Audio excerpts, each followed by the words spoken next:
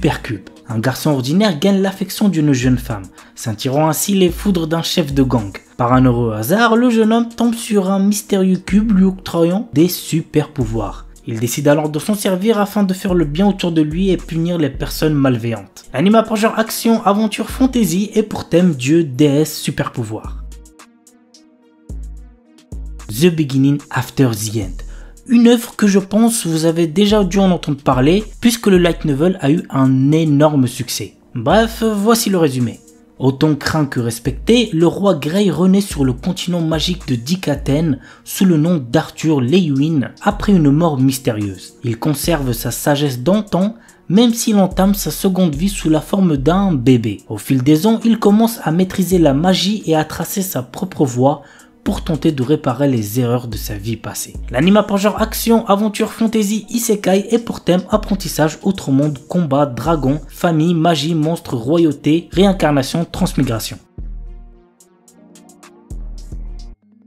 Lazarus, 2052. Alors que la planète Terre connaît une ère de paix et de prospérité sans précédent, le professeur Skinner, neuroscientifique détenteur d'un prix Nobel, met au point l'Apuna. Ce médicament miracle est une véritable révolution puisqu'il peut tout soigner sans effet secondaire. Mais alors qu'il est mis sur le marché, son concepteur disparaît sans laisser de traces. 3 ans plus tard, le professeur Skinner réapparaît et indique que son médicament a un effet secondaire de taille. Tous ceux qui l'ont utilisé mourront au bout de 3 ans. Le compte à rebours est lancé pour Lazarus, un groupe de 5 personnes chargées de retrouver le scientifique et de trouver un remède à l'Apuna. L'anime a pour genre mystère et pour thème futur mort.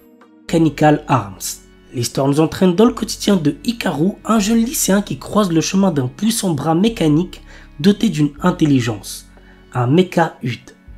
Après divers événements, ce bras nommé Alma habite désormais dans la capuche de Hikaru. Un jour, Hikaru rencontre Aki, une jeune femme impulsive qui héberge 2 Mecha-Ud, Sinis et Dex, sous sa jupe. Nos héros vont au fur et à mesure rencontrer d'autres utilisateurs de Mecha-Ud qui sont à la recherche du secret de ces armes dotées d'intelligence et de sentiments. L'anime a pour genre action surnaturelle et pour thème combat super pouvoir.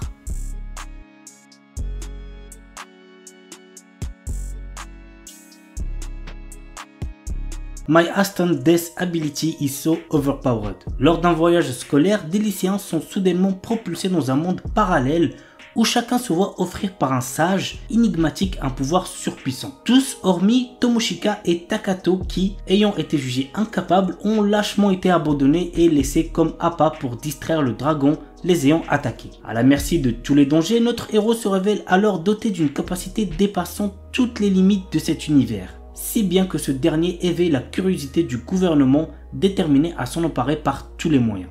L'anime a pour genre action, aventure, comédie, fantasy, isekai et pour thème autre monde, dragon, magie, monstre, mort.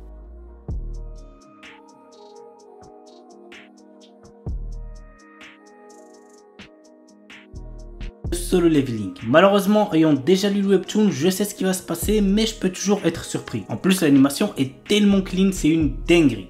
Bref, voici de quoi ça parle. Lorsque d'étranges portails sont apparus aux 4 coins du monde, l'humanité a dû trouver une parade pour ne pas finir massacrée entre les griffes des monstres qu'ils ont rapportés avec eux. Dans le même temps, certaines personnes ont développé des capacités permettant de les chasser. Ces combattants intrépides n'hésitent pas à foncer au cœur des donjons pour combattre les créatures qu'ils abritent. Nous suivons les aventures de Son Jinwoo, un pauvre chasseur de classe E. Lorsque son groupe trouve un donjon caché, Son Jinwoo est déterminé à profiter de cette chance pour améliorer sa vie. Il acquiert une capacité étrange qui sera le point de départ de son ascension. L'anime a pour genre action, aventure, drame, fantasy et pour thème apprentissage, combat, magie.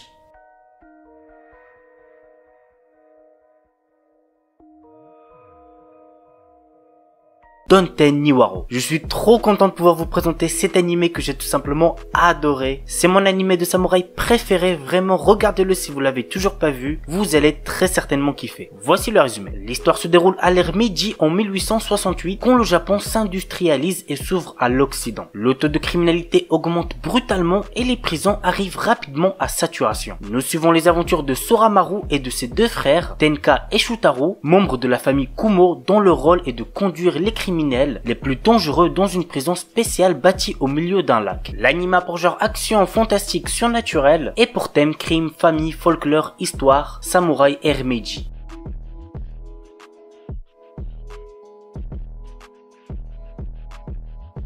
Yuken no Majutsushi Gasekai wo Suberu. Ray White, notre héros, est un jeune homme venant d'entrer dans la populaire académie de magie Arnold. En tant que premier élève inscrit n'étant pas d'origine noble, il est rejeté par pratiquement tout le monde. Néanmoins, il se lie rapidement d'amitié avec Amelia Rose, la représentante des élèves de première année et la fille aînée d'une des 3 grandes familles aristocratiques ainsi que d'autres élèves. Toutefois, notre héros cache un énorme secret à ses amis. Il est le magicien des lames de glace et l'un des 7 grands magiciens de ce monde. L'anime a pour genre fantasy, romance, school life et pour thème démons, école, magie, monstres, sorcières.